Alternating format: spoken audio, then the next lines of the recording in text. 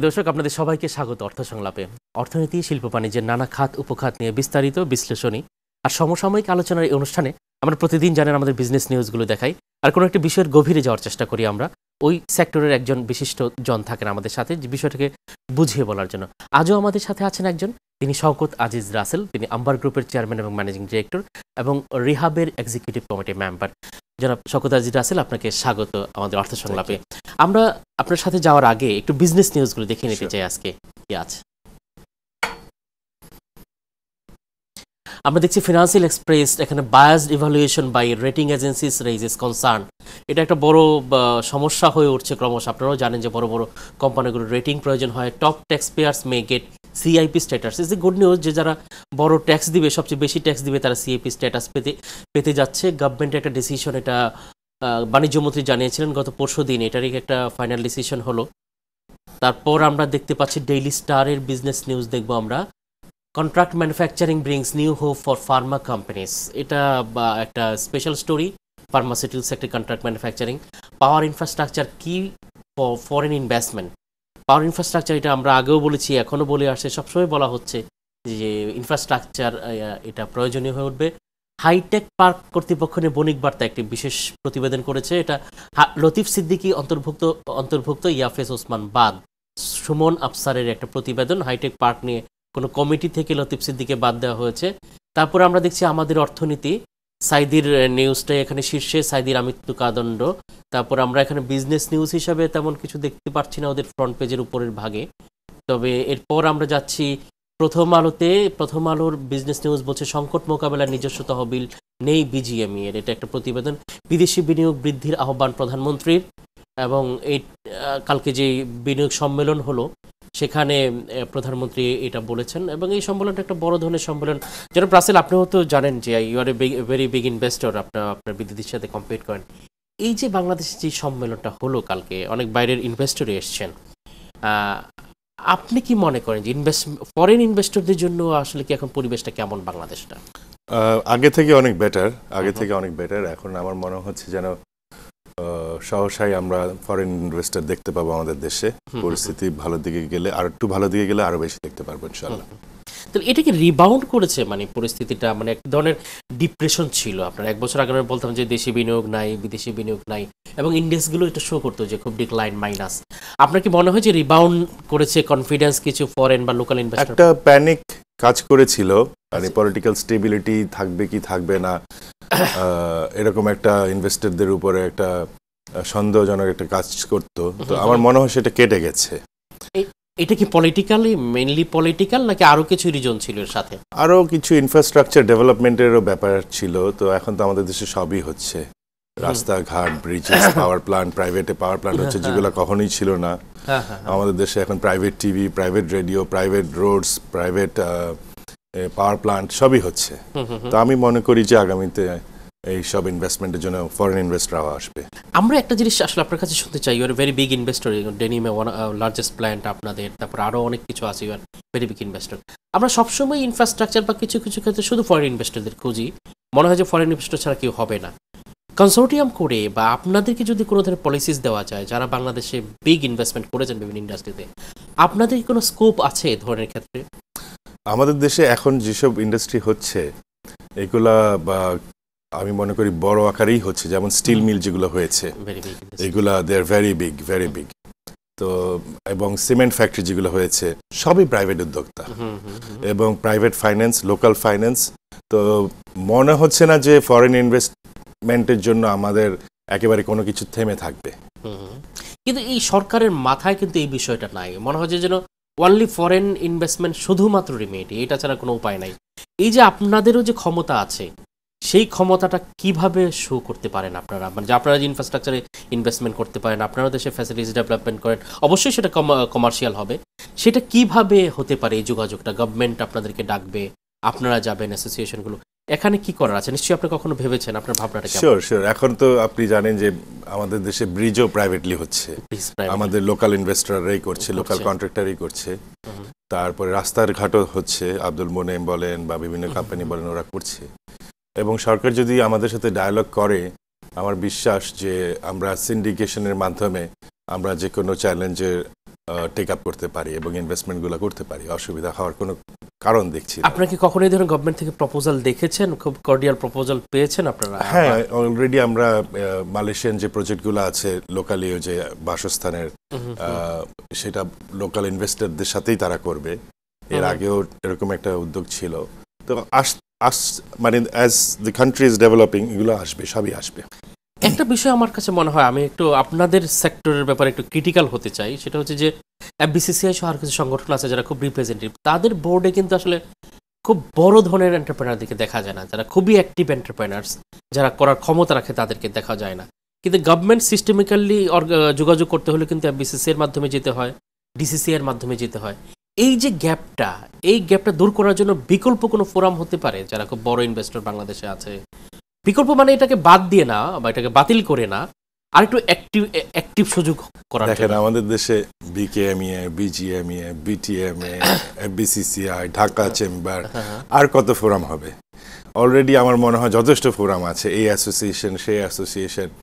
তো হ্যাঁ, কাজ করার যদি মানসিকতা থাকে, আমি মনে করি যে কোনো ফোরাম থেকে কাজ করা যেতে পারে। হয়তো সবাই সৎ সাহসিকতার সহিত কিছু বলতে পারে না বা এগোতে পারে না।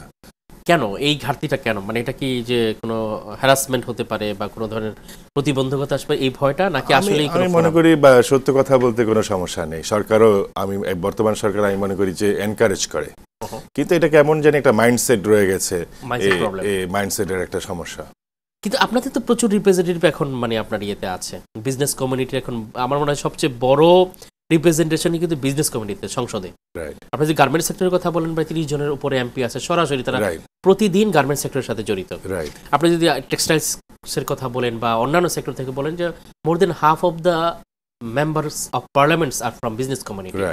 তারপরও যোগাযোগটা হচ্ছে না কেন? তাহলে কি তারা তাদের কথাগুলো বলতে পারছে না? মানে দেশের জন্যই, দেশের উন্নয়নের জন্য বলতে পারছে না? কিভাবে বলা উচিত? আপনার সাজেশন হতে পারে তাদের প্রতি। তারা তো যে কোনো বক্তব্য রাখতে পারেন, তারা ফাইন্যান্স মিনিস্টারের কাছেও যেতে পারেন, তারা আপনার এজেন্ডাও আনতে পারেন। তো তারা নিশ্চয়ই, তাদের কোনো সমস্যা হচ্ছে না আমি ধরে নিচ্ছি বলে তারা কিছু হয়তো চুপচাপ আছেন। মানে তাহলে ব্যক্তি সমস্যার গিয়ে বাইরে তো ইন্ডাস্ট্রি দেখার ব্যাপার আছে, কারণ এটা তো এমপ্লয়মেন্টসের ব্যাপার আছে, কান্ট্রির জন্য ওয়েলথ ক্রিয়েশনের ব্যাপার আছে। তারপরে এদের সাথে যে ককাস যোগাযোগটা কি হচ্ছে, বিটিএম এর, বিকেএমএ বা বিসিসিআই যে রেগুলারলি বসা, মানে এটা একটা দুর্ভাগ্য যে আমরা হঠাৎ করে কোনো ডায়ালগ ছাড়া একটা এসআরও পেয়ে যাচ্ছি। একটা পলিসি চেঞ্জ হয়ে যাচ্ছে, একটা ট্যাক্স এর চেঞ্জ হয়ে যাচ্ছে, অথচ আপনার একটা অ্যাসোসিয়েশন আছে, তাদের সাথে একটা ডায়ালগ তো অন্তত হওয়া উচিত। তো এটা আমাদের দেশের দুর্ভাগ্য যে অ্যাসোসিয়েশন থাকা সত্ত্বেও ওদেরকে ইনভলভ করা হয় না আর কি। হ্যাঁ, মানে এটা খুবই, আপনি যেটা বললেন এটা বাংলাদেশে একটা ক্রনিক প্রবলেম। এসআরও, আপনি যখন এসআরওটা হয়ে যায় তখন আপনি প্রেস কনফারেন্স করতে আসেন। সাধারণত মানে ডেভেলপিং কান্ট্রিতে পাবলিক মাইন্ড অনেক সময় একটু আপনাদের প্রতি ক্রিটিক্যাল থাকবে, যে ওরা বোধহয় ওদের স্বার্থের জন্য এসছে। এর আগেই যে ব্যাপারটাকে ডায়ালগে নিয়ে আসা, এটা কিন্তু বছরের বছর আপনারা চাচ্ছেন। কি ধরনের ডায়ালগ হতে পারে? যেমন কোন একটা সিদ্ধান্ত নেওয়ার আগে যদি আমাদের সাথে ডায়ালগ করে আমরা এটার প্রোজ এন্ড কন ডিসকাস করতে পারি, এটা কি সঠিক হবে না, এটা একটা সুযোগ দেওয়া হলো আমাদেরকে। আমাদের কথা শুনতে হবে এমন কোনো কথা নেই, কিন্তু একটা সুযোগ করে দেওয়া যে হ্যাঁ এটাতে কি হতে পারে। যেমন আমরা যখন আমাদের সেক্টর নিয়ে involve, we are likely to know more than others, আমাদের ব্যাপারে আমরা একটু সচেতন বেশি থাকবো। তো সেই ক্ষেত্রে ধরেন কিছু একটা ডিউটি চেঞ্জ হয়ে গেল, এটার ইম্প্যাক্ট কি হতে পারে, এটা দিকে কি হতে পারে, এগুলো আমরা প্রায়র টু ডিসিশন মেকিং আলোচনা করতে পারি। তো দুর্ভাগ্যজনক যে আমাদের সব সেক্টরেই সিদ্ধান্ত হয়ে যায় আগে, পরে ডায়ালগটা হয় আর কি। আচ্ছা, মানে এই ব্যাপারটা আগে খেয়াল থাকে না আমাদের। জি, আমরা কিভাবে এই বিষয়টাকে আরেকটু স্মুথ করতে পারি? আমার কাছে মনে হয় যে আপনার চিন্তা থেকে, আপনার এই যে বাজেটের আগে আমি মনে করি প্রতিটি অ্যাসোসিয়েশনকে একটা প্রপার হিয়ারিং দেওয়া উচিত, তাদের বক্তব্য লিখিত আকারে না হয় এবং কতটুকু ওটা অ্যাসেস করা হয় সেটা ওনারাই বলতে পারবেন। রাসেল, আমরা আসলে ইনভেস্টমেন্ট এবং অন্যান্য বিষয় নিয়ে আলোচনা করবো, এবং আরেকটা বিষয় আমরা আজকে আলোচনা করতে চাই, যেটা হচ্ছে real estate sector. You have business in real estate sector, এবং আপনি প্রতিনিধিত্ব করেন বাংলাদেশের সবচেয়ে বড় সংগঠন আবাসন খাতের। এই বিষয়ে আমরা কথা বলবো, তো একটি বিরতি নিয়ে আসছে। এই সংলাপে আমরা কোনো বিষয়ের গভীরে যেতে চাই, আপনাদেরকে বলেছি আমরা আজকে আমরা একটা বিষয়ের গভীরে যেতে চাই। আবাসন খাত কেমন আছে, কোথায় যাচ্ছে আবাসন খাত, আর সে বিষয়ে আমাদের সাথে কথা বলতে আছেন শওকত আজিজ রাসেল। তিনি আম্বার গ্রুপের চেয়ারম্যান এন্ড ম্যানেজিং ডিরেক্টর, আর তিনি রিহাবের এক্সিকিউটিভ কমিটি মেম্বার। তবে তার সাথে যাওয়ার আগে আমরা শুনে নিই আরও কয়েকজনের কাছে এই সেক্টরের অবস্থা সম্পর্কে।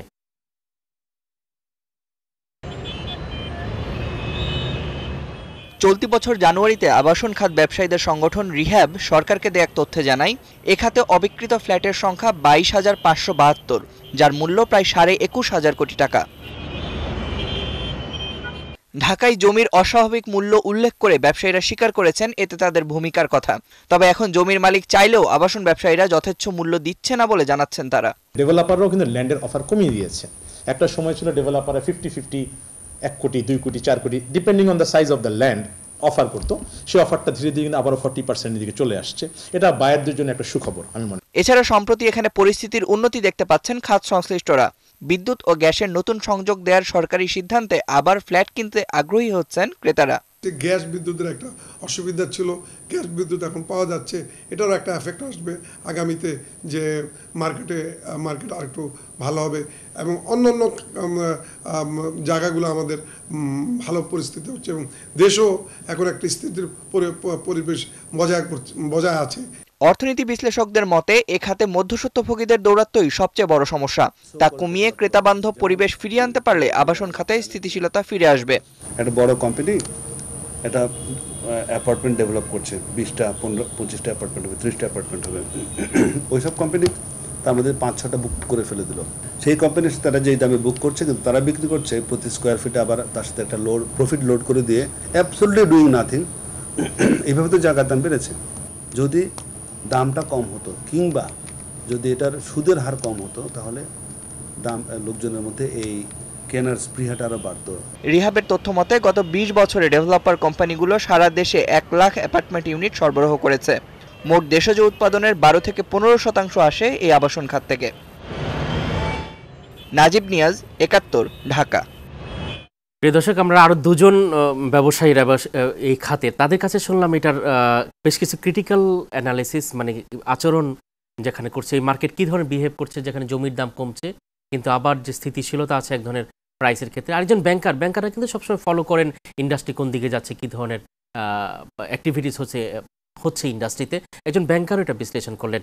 আমরা শুনি এই বিষয়টাতে যারা ব্রাসেল কি বলেন। যারা শওকত আজিজ রাসেল, এই যে যারা প্রবাল যেটা বললেন যে জমির দামের ক্ষেত্রে এক ধরনের ভিন্ন আচরণ লক্ষ্য করা যায়, শুধু হু করে বাড়তো এখন কমছে। এই যে পশ ল্যান্ডস ইন দ্য সিটি, বিশেষ করে বাড়িধারা বলি বা গুলশান বলি, যেগুলোর প্রাইস আমরা শুনতাম যে টোকিও উঠছেও ছাড়িয়ে যাচ্ছে, আপনাদের অবজারভেশন কি সেটা? আমি ব্যক্তিগতভাবে মনে করি এটা একটা ডিমান্ড অ্যান্ড সাপ্লাইয়ের ব্যাপার। এখানে এটা মার্কেট ড্রিভেন, এটা কারো ব্যক্তিগত কোনো হস্তক্ষেপ এখানে নেই। তবে হ্যাঁ, মার্কেটে যে ধস নামার যে ব্যাপারটা, সেটার ব্যাপারে বলতে পারি যে অলরেডি লক্ষাধিক অ্যাপার্টমেন্ট আনসোল্ড, তারপরে অনেক কিছু আছে। যেহেতু আমাদের শোতে আজকে একজন ব্যাংকার এসছে, সেক্ষেত্রে বলতে পারি এখানে ব্যাংকেরও কিছু ভূমিকা আছে। যেমন ধরেন আপনারা আমাদের দেশে কৃষি খাতে ব্যাংকের একটা পলিসি আছে যে ব্যাংকের পেইড আপ ক্যাপিটালের 10% আপনাকে ফাইন্যান্স করতে হবে কৃষি খাতে। এরকম যদি কোনো একটা পলিসি আসে যে আপনার ব্যাংকের পেইড আপ ক্যাপিটালের 5% অথবা 10% একটা অবশ্যই আপনাকে আবাসিক বাসস্থানে ফাইন্যান্স করতে হবে। আচ্ছা, এরকম কোনো কমিটমেন্ট যদি গভর্নমেন্টের সাইড থেকে আসে বা ডাইরেক্টিভ আসে, তাহলে আমি মনে করি সেক্টরটা আরেকটু ভাইব্রেন্ট হবে। এখানে আরও কিছু ব্যাপার আছে, যেমন মনে করেন, আমি কালো টাকা সাদা টাকা বলবো না, যে অর্থের উৎস। আপনি বিভিন্ন দেশে ধরেন 2.5% রেজিস্ট্রেশন ফি দিলে নো কোয়েশ্চেন আস্কড। আমাদের দেশে এই ব্যাপারগুলো অনেক জটিল। প্রাইস একটা, বিক্রি হচ্ছে আন্ডার রেটে। এটার ইফেক্ট কিন্তু শুরু করে একদম বায়ার থেকে শুরু করে সেলার হতে কনস্ট্রাকশন সবখানে গিয়ে এটা মিসম্যাচ হয়ে আছে। আচ্ছা, তো এইগুলোতে যদি সামঞ্জস্যতা আনা যায় বা পলিসি গাইডলাইন আসে, আমরা রিহ্যাব থেকে প্রস্তাব করছি, আমি ওটা নিয়ে কাজ করছি। আশা করি এগুলো যদি ডিসিপ্লিন আনা যায়, আর মানে টাকা মানুষের কাছে আছে, কিন্তু এটা যদি সার্কুলেশনে আনা যায়, তাহলে ইকোনমি ভাইব্রেন্ট হবে। Very interesting proposal. আপনি যেটা বলছিলেন যে পেইড আপ ক্যাপিটালের একটা অংশ আবাসন খাতে বিনিয়োগ করার জন্য বাধ্যবাধকতা এবং এটা প্রয়োজনও, কারণ মধ্যবিত্ত বলছে তা আমাদের অর্থায়ন অনেক হাই ইন্টারেস্ট রেট। কিন্তু আপনাদের ব্যাংকার যারা, আপনিও এক ব্যাংকের সাথে আছেন, একজন ব্যাংকার কথা বলেন, ব্যাংকারের বিরুদ্ধে আমরা কিছুদিন আগে একটা অভিযোগ শুনেছি যে বাংলাদেশ ব্যাংকের একটা লো কস্ট স্কিম ছিল ফাইন্যান্স, এটা ব্যাংকাররা খুবই অনীহ, মানে এত কম সুদে দিতে চান না তারা, এটা কেন? না, এখন আমাদের মনে করেন ইউ পাস 7% আছে যে ফরেন এলসি, ইডিএফ ফান্ড সেটা 2% অথবা 2.5% আছে, ব্যাংকাররা করছে। আমার জানা মতো এমন কিছু নেই। এখন কস্ট অফ ফান্ড বেড়ে গেলে হয়তো ব্যাংকাররা কিছু করতে পারে না আর কি। তারপরও নিশ্চয়ই কিছু সমস্যা আছে, মানে অপারেশন বাস্তব অভিজ্ঞতা দেখে আপনি নিশ্চয়ই বিষয়গুলো দেখেছেন, মানে রিয়েল এস্টেট ফাইন্যান্সিং এর ক্ষেত্রে ঝুঁকিগুলো কোথায় ব্যাংকের? ব্যাংকের তেমন কোনো ঝুঁকি নেই। যেমন মনে করেন ব্যাংকে তো একটা হিসাব করেই টাকাটা লেন্ড করে যে ইকুইটি কত, ডেট কত রেশিও, যদি কোনো ইফ দ্য প্রজেক্ট কলাপসেস ব্যাংক তার টাকা কিন্তু রিকভার করতে পারে, কারণ ব্যাংক আলটিমেটলি টাইটেল হোল্ডার ব্যাংকই থাকে। তো হয়তো এগুলোতে ডিসিপ্লিন আসেনি আমাদের দেশে, আস্তে আস্তে অ্যাডহক বেসিসে চলছে, এগুলো ঠিক হয়ে যাবে। গভর্নমেন্ট ব্যাংক কিন্তু এখানে ফেল করেছে। আমরা ব্যাংক যদি বলি যে এই আপনার হাউস বিল্ডিং ফাইন্যান্স কর্পোরেশন, তাদের এখন টাকাই নেই দেওয়ার মতো, হ্যাঁ, বা কিন্তু ওইদিকে আবার ডিবিএইচ এর মতো একটা প্রাইভেট অর্গানাইজেশন ভালো করছে, এটা কেন করছে? প্রাইভেট সবসময় বেটার করে, এটাই দেখা গেছে। যেমন আপনি রিয়েল এস্টেটে দেখেন সরকারি যেসব রাজুকের যেসব প্রজেক্ট আছে সেগুলা 7 থেকে 15 বছর লেগে যায় হ্যান্ড ওভার করতে, সেখানে প্রাইভেট 2-3 বছরে হ্যান্ড ওভার করে দিচ্ছে। তবে দুর্ভাগ্যের বিষয় যে রাজুক একটা আপনার ওই যে কি মূল্য জানি বলে এটাকে, যে মূল্যে অধিকরণ করে আর কি, সেটা হচ্ছে আপনার খুবই কম। আর প্রাইভেটে যারা অধিকরণ মানে কিনছে তারা 5 থেকে 10 গুণ মোজা ভ্যালুতে করছে সরকার, আর আমরা করছি কি 5 থেকে 10 গুণ বেশি মার্কেট রেটে। তো সেক্ষেত্রে তারপরও আমাদের হ্যান্ড ওভারটা বেটার। আমরা এই বিষয়টা আপনার কাছে আসবো, তবে আরেকটা বিরতি নিতে হচ্ছে আমাদের। প্রিয় দর্শক, আমরা কথা বলছি শওকত আজিজ রাসেলের সাথে, উনি রিহাবের এক্সিকিউটিভ কমিটি মেম্বার এবং আম্বার গ্রুপের চেয়ারম্যান। আবাসন খাতের অভিজ্ঞতার জন্য তিনি বিস্তারিত বলতে পারছেন আমাদের সাথে। আমরা তার কাছে আবার আসবো আরেকটি বিরতির পর।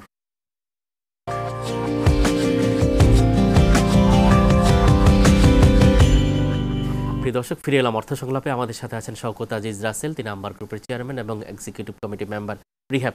তার কাছে যেটা শুনছি আমরা যে আবাসন খাতের বিস্তারিত গভীরের কোনো বিষয় আমরা জানতে চাই, আমরা আবার যাচ্ছি তার কাছে। জনাব রাসেল, আপনি বিরতির আগে যে বিষয়টা ছিলেন যে জমির প্রাইস ঢাকাতে, আপনার কি মনে হয় যে এটা কমবে বা within next couple of years, যেই অস্বাভাবিক বৃদ্ধি ছিল? আপনার কমবে কিছু গ্যারান্টি সহিত বলা যায় না, কারণ আমাদের দেশে তো জমির একটা স্কারসিটি আছে, শর্টেজ আছে। হ্যাঁ, একটা স্থিতিশীল জায়গায় থাকবে কিছুদিন, সেটা আশা করতে পারি আর কি। জমির দাম সাধারণত বেড়েই যায় আর কি, কমতে খুব একটা দেখি না। আপনাদের, আমি রিহাবের ক্ষেত্রে 2টা অভিযোগের কথা বলবো, কারণ আমাদের নিউজে আসে সেটা প্রায়। আপনাদের অনেকেই বলে যে রিহাব আসলে উচ্চ মধ্যবিত্তের জন্য কাজ করে, তাদের যে প্রাইস রেঞ্জ, বেশিরভাগ মেম্বার্স উচ্চ মধ্যবিত্তের জন্য কাজ করে। আরেকটা অভিযোগ আপনাদের হচ্ছে যে রিহাব একটা বিষয়ে অ্যাকশন নেয় না, সেটা হচ্ছে যে অনেক কোম্পানি হয়তো রিহাব সদস্য এই যে ফ্ল্যাট কিনে তারপরে অ্যাপার্টমেন্ট কিনে সময় মতো ডেলিভারি না দেওয়া, বা অনেকের বিরুদ্ধে অভিযোগ থাকে যে তারা এটা দেয়ই না, বিভিন্ন ধরনের জটিলতা তৈরি হয়। হয়তো আপনাদের কাছে অভিযোগ যায়, অভিযোগগুলো ডিল করেন আপনারা। এই সমস্যাটার আসলে স্থায়ী সমাধান কিভাবে হতে পারে? আমাদের এই প্রথমবারের মতো রিহাবে আমরা কিছু পলিসি করতে যাচ্ছি, যেখানে আপনি ডিফাইন করা থাকবে যে একটা ডেভেলপার কিভাবে ডেভেলপ করবে, কিভাবে হ্যান্ড ওভার করবে, একটা বায়ার কি কি জিনিস দেখে কিনবে, আচ্ছা, তারপরে যদি কোনো কারণে প্রজেক্টটা ডেলিভারি না হয় কি কি ধরনের তার সিকিউরিটি সে এনশিওর করবে, এই সব পলিসিগুলো আমরা কিন্তু এবার তুলে নিয়ে আসছি। আচ্ছা, তারপরে কমন সার্ভিস চার্জ কি হবে, কি রেশিওতে হবে, আগে কিন্তু এগুলো কোনো গাইডলাইন ছিল না। আচ্ছা, আমাদের একটা আরবিট্রেশন কমিটি ছিল, যদি কোনোখানে ঝামেলা লেগে যায় তাহলে, কিন্তু ঝামেলা লাগার আগেই আমাদের এই জিনিসগুলো করা উচিত ছিল যাতে ঝামেলা না লাগে। তো আমরা এটা এখন করতে যাচ্ছি। ফ্যান্টাস্টিক। আমার কাছে মনে হয় যে এই বিষয়টা সবচেয়ে বেশি প্রয়োজন ছিল বাংলাদেশে, বেসরকারি আবাসন খাত প্রবৃদ্ধি সরকারের করা উচিত ছিল, কিন্তু আপনারা করছেন। খুব সুখবর। আমরা আশা করবো যে যত তাড়াতাড়ি এটা বাস্তবায়ন হবে ততই সুবিধা হবে বাংলাদেশের যারা গ্রাহক, আবাসন গ্রাহক। এখন একটা ব্যাপার আছে, সীমাবদ্ধতা আছে জমির প্রাইস সহ, আরও কস্ট ফ্যাক্টরস আছে বিভিন্ন। কি পলিসিস এবং কি ধরনের ফ্যাসিলিটিস সাপোর্টেড হলে আপনারা মধ্যবিত্তের জন্য ফ্ল্যাট তৈরি করতে পারবেন, অ্যাপার্টমেন্ট তৈরি করতে পারবেন? এখন ধরেন আমাদের দেশে একটা কালচার হয়ে গেছে জমি কেনার, কিন্তু আমার মনে হয় আমাদের এত ছোট্ট একটা দেশে এই জমির ফ্যাসিনেশন থেকে বেরিয়ে এসে অ্যাপার্টমেন্ট মুখী হওয়া উচিত, মেগা প্রজেক্টে যাওয়া উচিত। যেরকম ধরেন মালয়েশিয়ানরা এখন অলরেডি আসছে, আপনি একটু আগে বলেছিলেন ফরেন বিনিয়োগের ব্যাপারে। তো সেরকম আপনার বড় ল্যান্ডের মধ্যে পার্ক, তারপরে গাড়ি পার্কিং, তারপরে স্পোর্টস ফ্যাসিলিটি সব রেখে মেগা প্রজেক্টে গেলে আমাদের জন্য এখন বেশি ভায়াবল হবে এবং অ্যাফোর্ডেবল হবে, ইকো ফ্রেন্ডলি, আপনার ক্রয় ক্ষমতার মধ্যে থাকবে, আপনার ফ্যাসিলিটিগুলো কমন থাকবে, যেটা আপনার এক বিঘাতে সেটা সম্ভব না। তাই মনে করি এই উদ্যোগগুলো সরকার থেকেই নিতে হবে। এই ব্যাপারগুলো কি আপনার সরকারি ল্যান্ড পাবেন নাকি সরকারি হেল্প দরকার যেখানে আপনি অ্যাকুইজিশন করে দিবেন? দেখেন, আমরা দুটা প্লটও যদি আজকে গুলশানে কিনে যদি ল্যান্ড অ্যামালগেশন করতে চাই, মানে দুটাকে একত্রীকরণ করতে চাই, এটাও অনেকদিন বন্ধ ছিল বা এখনো বন্ধ আছে। কিন্তু দুটো একত্রীকরণ করলে আপনার স্পেস বেড়ে যায়, আপনার ফ্যাসিলিটি বেড়ে যায়। আপনার যেখানে আপনার 30% তো থেকে 40% নষ্ট হচ্ছে লিফট, ফায়ার, বিভিন্ন জিনিসে। তো সেখানে দুটো একত্রীকরণ করলে আপনার অনেক ইউটিলিটিও বেড়ে যাচ্ছে, আপনার ফ্যাসিলিটিও বেড়ে যাচ্ছে। তাহলে এই যে ব্যাপারগুলো আপনার যে এগুলো যদি ইন্টিগ্রেটেড হয় তাহলে কস্ট কমে যাবে? কস্ট ডেফিনেটলি কমবে। আপনি যখন 30 to 40% বেশি ইউটিলাইজেশন পাচ্ছেন, তো ওটার কস্ট তো আপনি মার্জ হবে পুরো স্কোয়ার ফিটে, আপনি তখন আরো চিপার অপশন দিতে পারবেন।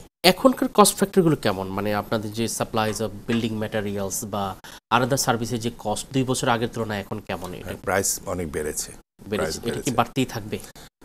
এটা তো মনে করেন একটা ইন্টারন্যাশনাল ট্রেন্ড। যেমন সিমেন্ট ক্লিংকার আমরা ইম্পোর্ট করে আনতে হয়, মানে রডের কথা বললে সেটাও আপনাদের ইম্পোর্ট বেসড। এগুলা কোনোটাই লোকাল ড্রিভেন না, এগুলা ইন্টারন্যাশনাল ট্রেন্ডের সাথেই আছে। আমরা একটু কোয়ালিটির প্রশ্ন শুনতে চাই, যেহেতু এই নিরাপত্তার ব্যাপারটা সবসময় গ্রাহকরা, বিশেষ আপনাদের যারা ক্লায়েন্ট, তারা ভাবে মানে কোয়ালিটি অ্যাসপেক্টে আপনারা যেই আইটেমসগুলো সোর্স করেন বাংলাদেশ থেকে, স্টিলের কথা বলি, সিমেন্টের কথা বলো, সেগুলোর কোয়ালিটি সম্পর্কে আপনাদের কনফিডেন্স কেমন যদি ইন্টারন্যাশনাল কোয়ালিটি আমরা কম্পেয়ার করি? এখন যেসব স্টিল মিলগুলা বেরিয়েছে আমি মনে করি সেগুলাতে কোয়ালিটি সম্পূর্ণই, এবং আমাদের এখন বুয়েটের মাধ্যমে টেস্ট করারও বিভিন্ন সুযোগ হয়েছে, যেটা হয়তো আগের দিনে ছিল না। তো আমি মনে করি যে এখন কোয়ালিটিটা অত ভয়ানক কিছু না, ভয় পাওয়ার কিছু। আমরা অনুষ্ঠানের প্রায় শেষ পর্যায়ে চলে আসি। আপনি সংক্ষিপ্তভাবে একটু যে 3টা বুলেট পয়েন্ট উত্তর দেন যে আপনাদেরকে সরকার পলিসিগতভাবে কি সাপোর্ট দিতে হবে, যে সাপোর্টটা পেলে আপনারা মধ্যবিত্তের জন্য আবাসন তৈরি করতে পারবেন সংক্ষিপ্তভাবে।